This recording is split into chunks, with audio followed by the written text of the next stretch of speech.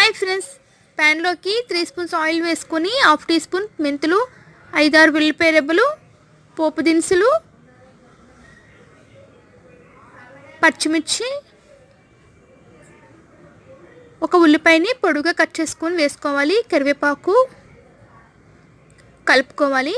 ఉల్లిపాయని కొంచెం వేగనివ్వాలి. టమాటాని ఒకటి కట్ చేసుకొని వేసుకోవాలి. ఆనపకాయ ముక్కల్ని 2 కప్పులు వేసుకొని మూత పెట్టుకోవాలి. ఆనపకాయ ముక్క కొంచెం సాఫ్ట్గా అయ్యే వరకు సాల్ట్ వేసుకోవాలి. పావు టీ స్పూన్ పసుపు వేసుకోవాలి. ఒకసారి కలుపుకోవాలి. చింతపండు రసాన్ని 1 కప్పు వేసుకోవాలి. కారం, ధనియాల పౌడర్ వేసుకోవాలి. నేను ఇక్కడ కారం 2 స్పూన్స్ తీసుకున్నానండి.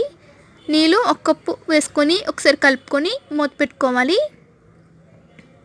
లాస్ట్లో కొత్తిమీరని వేసుకొని స్టవ్ ఆఫ్ చేసుకొని బౌల్లోకి సర్వ్ చేసుకోవాలి. Please subscribe my channel.